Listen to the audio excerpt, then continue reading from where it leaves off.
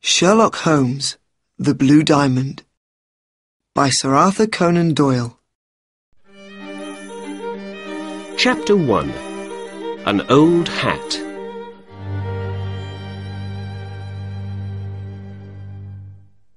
My name's Dr. Watson, and I'm a good friend of the famous detective Sherlock Holmes. 2 days after Christmas last year, I went to his house at 221B Baker Street. I wanted to say Happy Christmas to him. When I arrived, I found him in the sitting room. He was by the window with some newspapers next to him. There was an old hat on a chair near him, and he had a magnifying glass in his hand. "You're working on something," I said. "Shall I go?" "No," said Holmes. "Sit down and look at that interesting old hat over there." I sat down. It was cold out in the street, but it was nice and warm in Holmes's sitting room. "Why are you interested in that old hat? Is it something to do with a crime?" I asked. Holmes laughed. "Not a crime, no," he said. "I got it from Peterson, the doorman at the Baker Street Hotel. He found it in the street and brought it here on Christmas Day for me to look at. He also brought a dead bird with him, a good fat Christmas goose, at the same time. I gave the goose back to him this morning. He's cooking it at his house now, and he's going to eat it for dinner tonight." "Oh, first it was a hat, and now you're talking about a goose," I said. "I don't understand." "Then let's begin when it all began," said Holmes. At about 4 o'clock in the morning of Christmas Day, Peterson went home after work. When he got to Tottenham Court Road, he saw, in the street in front of him, a tall man with a goose over his shoulder. Peterson walked behind him for some time. There were some young men in the street in front of them. Suddenly, one of them hit the tall man's hat off his head, and it fell into the road.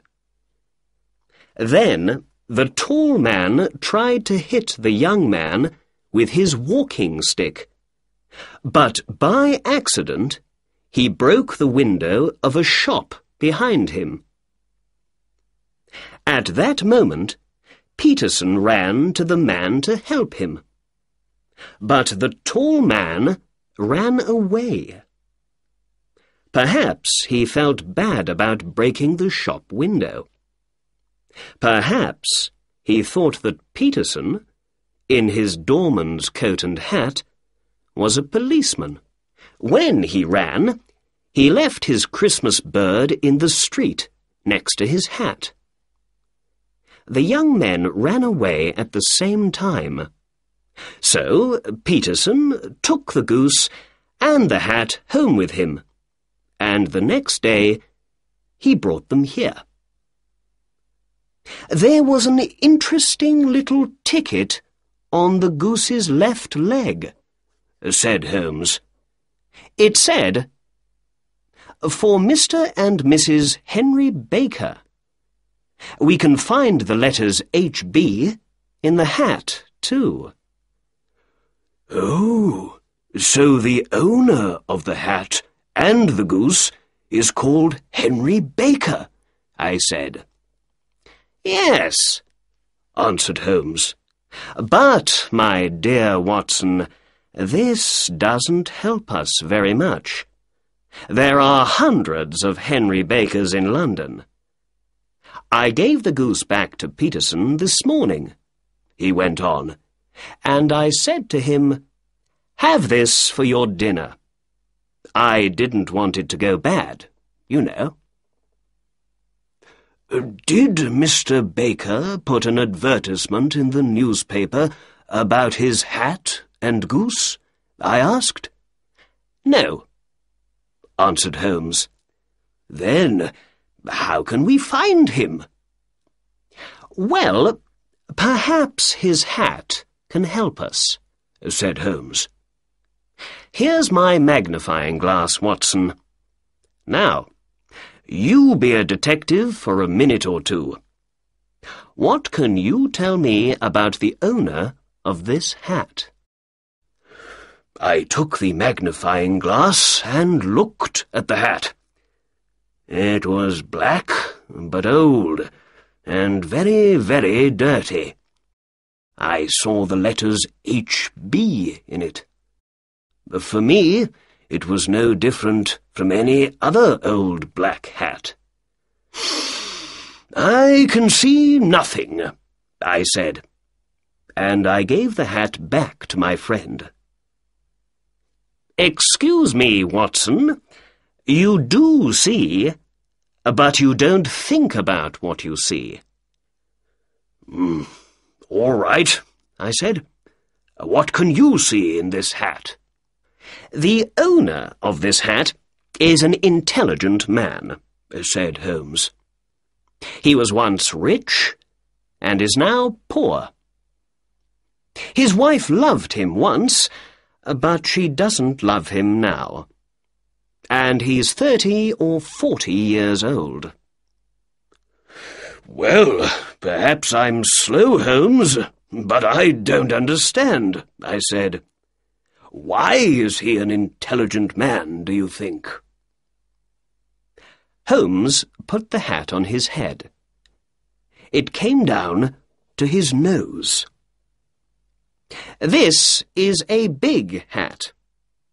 A man with a big hat has a big head. And a man with a big head has a big brain. A man with a big brain thinks a lot." "But you say he was once rich and is now poor. Why?" "The hat is 3 years old. I remember these hats were in all the shops then. They were very expensive, too. 3 years ago this man bought a good hat. So he was rich then, but he has no money to buy a new hat now, so these days he is poor."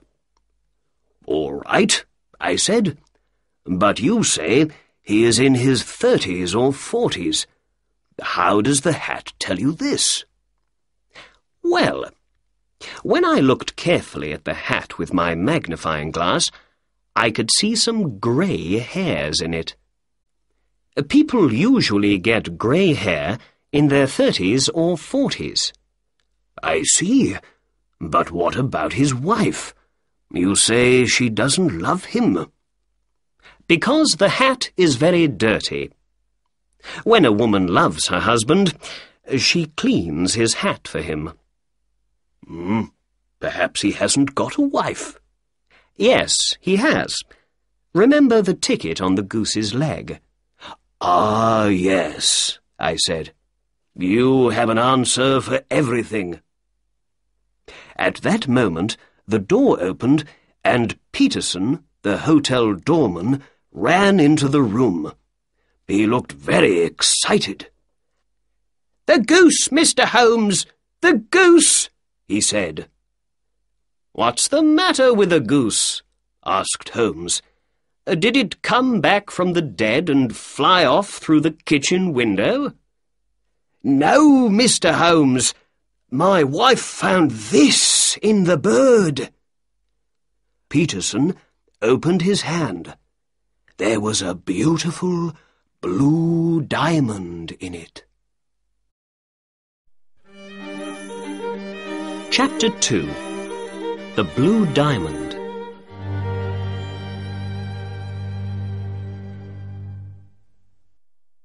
When Sherlock Holmes saw the diamond in the doorman's hand, he sat up. "Well, well, Peterson," he said.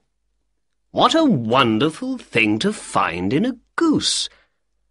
Do you know what you have in your hand?" "I think it's a diamond, Mr. Holmes. Is it expensive?" "Yes, it is," said Holmes. "This is the Countess of Morcar's blue diamond. It disappeared a week ago." "How do you know that?" I said. "Watson, you must read the newspapers more often. There's an advertisement in the Times today about it. Here, look." Holmes gave the advertisement to me. Then Holmes spoke to the doorman. "It's a very expensive jewel, Peterson. The Countess paid about £20,000 for it. Last week, someone took it from her rooms in the Cosmopolitan Hotel. Now the Countess wants to get her diamond back. She says that she's going to give £1,000 to the finder." "£1,000?" cried Peterson excitedly. Then, without saying more, he sat down in the chair between us. First he looked at Holmes, and then he looked at me. "The diamond disappeared 5 days ago, I think," I said. "Yes," answered Holmes. "They say a young man, John Horner, took it. Here's a newspaper report about the case." Holmes gave an old newspaper to me, and I read the report. "A diamond disappears from the Cosmopolitan Hotel. The Countess of Morcar's blue diamond disappeared from her room at the Cosmopolitan Hotel on the 22nd of this month. The police think John Horner, 26 years old, took the diamond from a jewel box when he went to repair the window in the room. James Ryder, the assistant manager of the hotel, told the court, 'I took Horner to the Countess's room, but then I went away for some time. When I came back, Horner wasn't there, and I found the open box, without the jewel in it, on the table next to the bed.' Catherine Cusack, the Countess's maid, spoke next. 'I heard Mr. Ryder call, and I ran to the Countess's room. There I found Ryder with the jewel box in front of him. The police found Horner at his home later that day, but they couldn't find the diamond. Later, Detective Bradstreet spoke to the court. When I said, 'You're a diamond thief,' Horner hit me. Soon after that, Horner told the court angrily, 'You've got the wrong man. I didn't take the Countess's diamond. I'm not a thief.' Bradstreet then told the court, 'Horner went to prison once before for being a thief. I say he took the diamond. The case goes to the High Court next week.'" "Well, that's the newspaper report about the diamond," said Holmes. "Now we need to understand how the jewel left the Countess of Morcar's room in the Cosmopolitan Hotel and arrived in Tottenham Court Road in a goose. You see, Watson, there is a crime in this case. Here's the diamond. The diamond came from the goose, and the goose came from Mr. Henry Baker, the man with the old hat. I know you felt a little bored when I told you all about Mr. Baker, but now we must find him.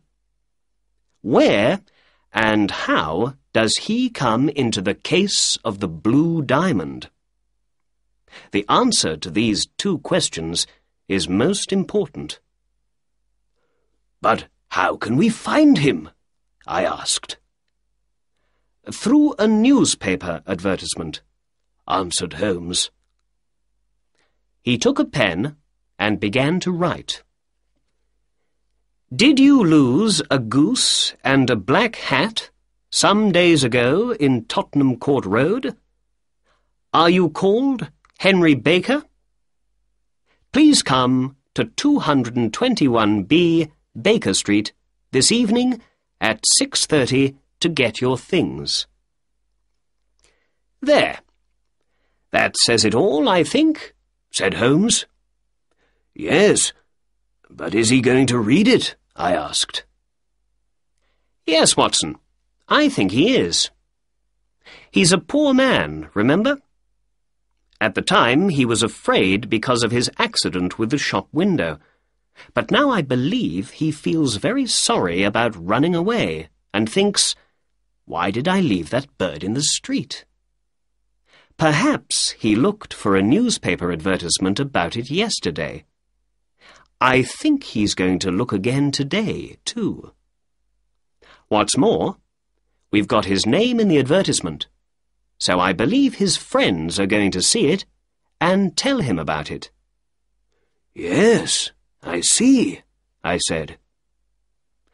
Holmes gave some money to the doorman and said, "Peterson, please go down to the newspaper offices and put this advertisement in all the evening newspapers." "Very good, sir. And shall I leave the diamond with you, sir?" "Yes, Peterson. And I say, Peterson, after you leave the newspaper offices, can you buy a goose and bring it back here? We need a new bird for Mr. Henry Baker when he comes. Your family is eating the old one for dinner today, so he can't have that." The doorman went out of the door and down the street.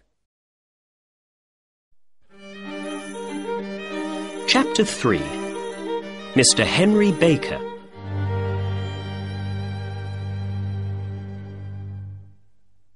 Holmes took the blue diamond in his hand and looked at it. "What a beautiful thing," he said. "Look at the wonderful colours in it. Dark blues and cold whites. All big jewels make people into thieves and killers in the end. This one comes from the south of China, near the Amoy River. It's only 20 years old, so it's a young thing. But already many terrible crimes are happening because of it. I'm going to put it in my safe now, and then let's write a letter to the Countess of Morcar and say we have her beautiful blue diamond here with us." "But Holmes," I said, "I don't understand. Is that young man Horner innocent after all?" "I don't know." "And what about Henry Baker? The tall man with the hat and the goose? Is he the jewel thief, perhaps?" "No, I don't think he is. I believe he's an innocent man. I don't think he knew there was an expensive diamond in his goose. A jewel worth more than £20,000. But let's wait and see. Perhaps Mr. Baker's going to answer our advertisement this evening, and then we can learn something more about him." "All right," I said. "I can come back after work this evening. I'm very interested in the answer to this case." "Good," replied Holmes. "Dinner is at 7 o'clock. I got to Baker Street at 6:30 that evening. There was a tall man already at Sherlock Holmes's front door when I came down the street. He wore a long winter coat and had a Scottish hat on his head. When I arrived next to him, the door opened. Mrs. Hudson, Holmes's housekeeper, said, "Good evening" to the two of us, and we went in and upstairs to Holmes's room. "Mr. Henry Baker, I believe," said Holmes to the man when he came in. "Please, sit down." Holmes looked at me and smiled. "Ah, Watson, good. You are here when we need you." Then he looked back at his other visitor. "Is that your hat, Mr. Baker?" Mr. Baker looked at the hat on the chair. "Yes, sir. That's my hat. There's no question about it." He was a big man with a big head, an intelligent face, and grey hair. I remembered Holmes's words about him. He wore a dirty old black coat, with no shirt under it, but he spoke slowly, quietly, and carefully. I looked at him and listened to him, and I thought, yes, this is an intelligent man. He was rich once, but now he has no money, and things aren't easy for him. "We found your hat and your goose some days ago," said Holmes. "But we couldn't find you very easily, Mr. Baker. We didn't know your address. Why didn't you put an advertisement in the newspaper with your address in it? We waited and waited for an advertisement from you, but saw nothing." Mr. Baker smiled. "Oh, I'm sorry. Advertisements are expensive, and I haven't got a lot of money these days. I had once, but not now," he went on. "And, well, I thought those young men in Tottenham Court Road had my hat and my goose, and I didn't want to put an expensive advertisement in the newspaper for nothing." "I understand," said Holmes. "Now, before we say more, I must tell you something about your goose, Mr. Baker. I'm sorry, but, well, we ate it yesterday, you know." "You ate it?" said our visitor, and he stood up excitedly. "Yes. Well, we didn't want it to go bad, you see. But we bought a nice new goose this morning for you. It's on the table there, by the door. Is that all right for you?" "Oh, yes, yes," said Mr. Baker happily. He sat down again. "And let's see. I think we have your old goose's feet, head, and everything from inside it in the kitchen. Do you want those?" The man laughed. "No, no," he said. "But I'd like to take that nice new goose home with me. Thank you very much." Sherlock Holmes looked at me with a little smile. "Very well," he said to Mr. Baker. "There is your hat, and there is your bird. Please take them. Oh, and before you go, can you tell me something? Where did you get your goose? I know a lot about geese, and that was a very good bird, I can tell you." "Well, sir," said Baker. He stood up and took his hat and the goose in his hands.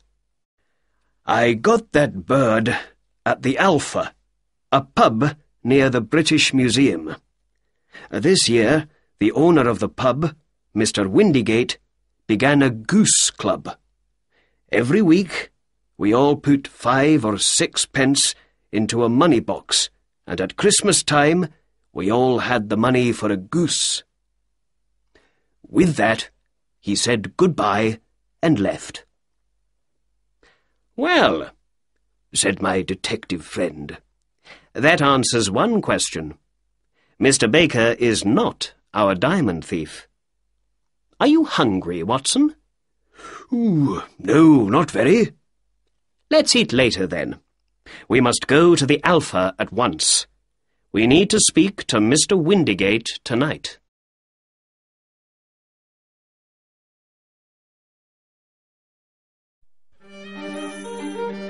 Chapter 4. To Mr. Breckenridge's. Holmes and I put on our coats and hats and went out into the cold winter street. The sky was dark over our heads. We walked east, and in a quarter of an hour we stood in front of the Alpha. Holmes opened the door and we went in. In the pub, the owner, Mr. Windigate, gave us some beer. "Is this beer good?" Holmes asked him. "I ask because I know your geese are very good. Mr. Henry Baker told us all about your goose club." "Oh, yes, but those geese weren't our geese. They came from a man with a little shop in Covent Garden. Breckenridge is his name." "Thank you, my good man," said Holmes. We paid for our beer and drank it. Then we walked out of the warm pub and into the cold night again. "Now for Covent Garden," said Holmes, and we walked down the street past the British Museum. "Remember, Watson, it all began with a goose, but it finishes with 7 years in prison for young Mr. Horner. Perhaps we can learn more about this interesting case in Mr. Breckenridge's shop." We walked south and soon came to Mr. Breckenridge's shop. A Breckenridge and a boy were at the door. It was nearly time to close for the night. "Good evening. It's a cold night," said Holmes. "How can I help you?" asked Breckenridge. Holmes looked at the empty shop window. "No geese, I see," he said. "There are some in that other shop, there behind you." "Ah, but I came to you because I hear your geese are very good. Breckenridge's birds are the best," he said. "Who said that?" "The owner of the Alpha." "Ah, yes. He had 24 of my geese 2 days before Christmas." "They were very good birds, too. Where did you get them?" "I'm not going to tell you," said Breckenridge angrily. "Again and again people come and talk to me about those geese, and I don't like it. I paid good money for them. I took them to the Alpha, and then I forgot all about them. And then all the questions began. Where are the geese? How much do you want for them? Who did you sell them to? Why are people interested in them? I don't know. They aren't the only geese in London, you know." "I know," said Holmes. "But who asked you all those questions before? Not me. I had nothing to do with that, you know. But now I need your help. We ate a goose at the Alpha, and I say it was a country goose. But my good friend, Dr. Watson here, says it was a London goose. Which of us is right? It's an important question. £5 goes to the winner." "Well then, you lose, and your friend is the winner," said Breckenridge. "That goose came from London." "I can't believe that," said Holmes. £1 says I'm right. Very well, said Holmes, and he took out £1. I'm ready to pay, but I know you're going to lose your money. Breckinridge laughed. Bring me the books, Bill, he said. The boy brought 2 books to him. Breckinridge opened the little one. This is my address book, he said. When people sell their geese to me, their addresses go in here. Country people on the left and town people on the right. The numbers after every name are page numbers in my big book. Read out the 3rd name on the right, said Breckinridge. Mrs. Oakshott, 117, Brixton Road, number 249, read Holmes. Then Breckinridge opened the big book. And this is my in and out book, he said. Let's look at page 249. Here we are. Mrs. Oakshott. What can you see for December the 22nd? 24 geese, from Mrs. O, read Holmes. All 24 to Mr. Windigate at the Alpha. There. What do you say now? Said Breckinridge. Holmes put his pound into Breckinridge's hand angrily.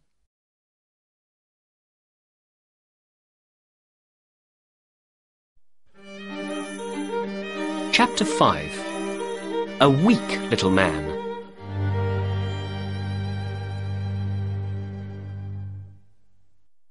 In the street, Holmes stopped. Suddenly, he wasn't angry. He began to laugh. You see, Watson, he said, Breckinridge didn't want to tell me Mrs. Oakshott's name and address at first, but later, when he saw he could easily get £1 from me, he told me everything. And he said something very interesting when he got angry. Did you hear? Other people are asking questions about those geese. Suddenly, there was a lot of noise from Mr. Breckinridge's shop behind us. We looked back at it. Breckinridge stood, tall and angry, in front of his shop door. A weak little man stood in front of him in the street. Look, you, Breckinridge shouted. I don't want to hear any more about those geese. Mrs. Oakshott can come and speak to me when she wants, but not you. You have nothing to do with it. Did I get the geese from you? No, but one was my goose, I tell you, cried the little man. Then ask Mrs. Oakshott for it.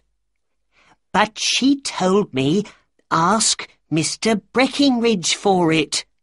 Well, that's nothing to do with me. I don't want to hear any more from you. Do you understand? Now go away. Breckinridge closed his shop door angrily, and the little man ran off down the dark street. Perhaps we don't need to visit Mrs. Oakshott in Brixton Road after all, said Holmes to me quietly. Let's talk to that man. Perhaps he can help us. Holmes walked quickly up behind the little man and put a hand on his shoulder. The man stopped and looked back over his shoulder at us. His face was white. Who are you? What do you want? He asked weakly. Excuse me, said Holmes, but I heard your questions to that shop owner. I think I can help you. Who are you? And how can you help me? My name is Sherlock Holmes, and it's my job to to know things other people don't know. But you can't know anything about this. Excuse me, I know everything. You want to find 24 geese. Mrs. Oakshott of Brixton Road sold them to Mr. Breckinridge here. He sold them to Mr. Windygate, the owner of the Alpha, and Mr. Windygate sold them to the people in his goose club. Oh, sir, this is wonderful. Oh, I'm very happy to meet you, said the little man excitedly. You are right. I am very interested in those geese. Oh, more than I can say. Why don't we go to a warm room in my house for a talk, then? I don't like standing here in the cold street. Holmes put out his arm, and a cab stopped for us. But before we go, can you please tell us your name? The little man looked at Holmes and then at me before he answered. John Robinson, he said. No, said Holmes quietly. We'd like to know your real name, please. The stranger's face changed from white to red. Oh, very well. My real name is James Ryder, he said. Well, said Holmes. Assistant manager of the Cosmopolitan Hotel. Now, let's get into the cab and go home. Then I can tell you everything you want to know. So, we got into the cab and went home. Ryder looked excited, but said nothing. Holmes didn't speak at all in the cab.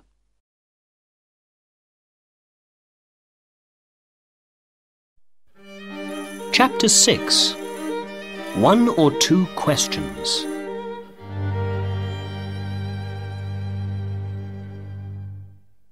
When we arrived at 221B Baker Street, we got out of the cab and went in. Back in his sitting room, Holmes spoke at last. Please sit down, Mr. Ryder. Now, where were we? Ah, yes. You want to know what happened to those 24 geese. Or perhaps what happened to one of those geese. You are interested in only one bird, I think. A white goose with a black tail. Oh, sir, Ryder said excitedly. Where did that bird go to? It came here. And it was a most interesting bird. We found something in it after it died. The most wonderful thing. Here it is. Our visitor stood up weakly. Holmes opened his safe and took out the blue diamond. In his hand it was cold and beautiful. Ryder looked at the jewel, but said nothing. Holmes spoke for him. We know it was you, Ryder, he said. Sit down and have a drink. You look very weak. I gave Ryder a drink. He sat down and drank it quickly and looked at Holmes. I saw he was afraid. You don't need to tell me much, said Holmes. I know nearly everything about the case, but I have 1 or 2 questions to ask. How did you hear of the Countess of Morcar's blue diamond? Catherine Cusack, her maid, told me, said Ryder. I see. Holmes went on. So you and Cusack wanted to get the diamond and sell it for lots of money. You asked John Horner to come and repair the window in the room, because you knew of his time in prison. When he left, you took the diamond from the Countess's jewel box. Then you called the police. They came at once. Because of Horner's time in prison, they believed he was the thief. It was all very easy. Then, "Oh, please, please," cried Ryder, now on the floor at Holmes's feet. "think of my father. Think of my mother. I never did anything wrong before. I'm never going to do it again. Please don't tell the police. I don't want to go to prison." "Sit down in your chair," said Holmes coldly. "You're crying now, but did you feel sorry for young Horner? He knew nothing of this crime, but the police believed he was a diamond thief, and so he went to court, and he is now going to prison, all because of you." "I can leave the country, Mr. Holmes. Then, when I don't go to court, Horner can leave prison." "We can see about that later," said Holmes. "But now, please tell me, Mr. Ryder, how did the diamond get from the hotel into a goose? And how did the goose get into a shop? And please, tell the truth." Ryder began. "When the police arrested Horner, I left the hotel with the diamond in my pocket. I didn't want to stay at the Cosmopolitan, not with the police everywhere, looking at everything. So I went to my sister's house in South London. She lives in Brixton Road with her husband, Mr. Oakshott. I saw lots of police officers on my way there, and when I got to Brixton Road, I was very afraid. 'What's the matter?' my sister asked. I told her about the diamond thief and about the police arresting Horner. Then I went into the back garden to smoke and think. What could I do with the diamond now? In the garden, I remembered my friend Maudsley. He began well, but he went bad, and in the end he went to prison for his crimes. Perhaps he knows about selling diamonds, I thought. So I decided to visit him at his home in Kilburn in North London. But how can I walk across London with the diamond? I thought. I can't have it in my pocket, not with all those police officers in the streets. Then I looked down at the geese in the garden, and I thought of something. I knew one of those geese was for me, for my Christmas dinner. So I decided to take my goose there and then, and not to wait for it. I quickly caught a big white goose with a black tail. Then I took the diamond from my pocket and put it into the bird's mouth. I felt the jewel go down its neck. With the diamond now inside the goose, I felt happy. I could walk to Kilburn and back easily. Then my sister came into the garden. "What are you doing with that goose?" she said. I put my bird down and it ran off with the other geese. "That's the goose I want for Christmas," I said. "Very well, catch it, kill it, and take it with you," she said. Well, Mr. Holmes, I caught that bird, killed it, and took it with me to Kilburn. There I told my friend Maudsley all about the diamond, and he laughed and laughed.